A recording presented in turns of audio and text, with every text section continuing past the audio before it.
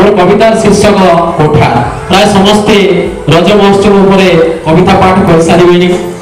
यही कविताटी Facebook story mirror एवं WhatsApp रे बहुत पाठकादृति होइतिला।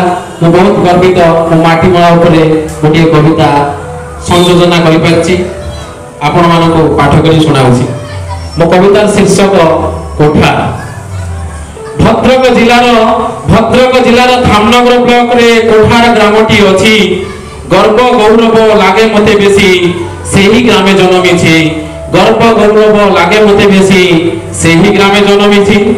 कोठार बयान नामे ख्याति थिला उत्कल प्रदेश दिने बलराम बसु जमीदार बाड़ी थिला इंग्रेज शासने।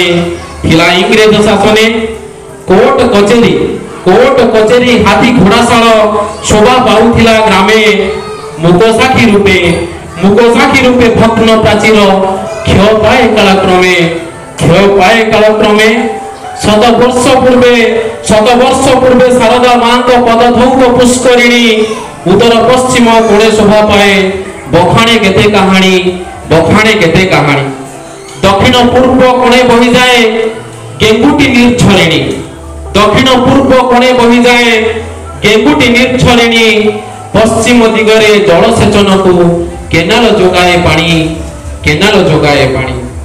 ग्रामरे पूजिता मां कोटराठी ग्राम देवतीर रूपे प्रति ग्रामवासी श्री श्यामचंद जीव नामक तुंडरे जपे।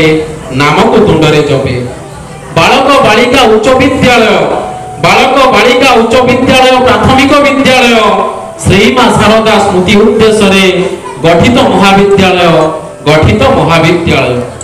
कार्यालय उप डाकघर सेवा समवाय राजस्व निरीक्षक राज्य राजपथ ग्राम मध्य छेदी गढ़ाए कोठार छक।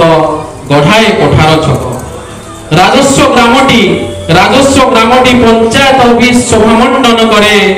विश्व प्रसिद्ध रामकृष्ण मठ डाके दर्शनार्थी रे। विश्व प्रसिद्ध रामकृष्ण मठ डाके दर्शनार्थी रे। 1910 डिसेम्बर मास 5 तारिख दिन जगत जननी श्री मां शारदा करिथिले आगमन। गेंगुटी नदीर उपकंठरे निगमानंद आश्रम आध्यात्मिकता लाभ करे जन तेजिन क्लांत श्रम। ग्रामवासी खाद्य भंडार जगिछि मां अन्नपूर्णा। संतान काटे सुखरे जीवन उड़ाई विजय बाना। बयांग मेलन बहुत प्राचीन वृंदावन बाबू स्मृति संतक। स्मृति संतक आज भी मेलन पड़िया हसई नुआहाटे देखी भिड़ लोक आज भी मेलन पड़िया हसई नुआहाटे देखी भिड़ लोक। बालुक बेलू नयन देखुची पड़ी पोखरी आड़ी।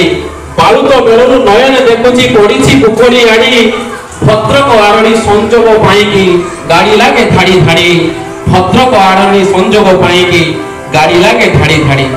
महान तहर ऐतिह्य प्राचीन ऐतिह्य महान कीर्तिराजे। समय सुअरे बदली जाइछि प्रतिछवि तोर आज। तकड़े धरी खेलाइछु मते देइछु ए जीवन। धन्य लो मां कोठार ग्राम तू तोपा दे कोटी नमन।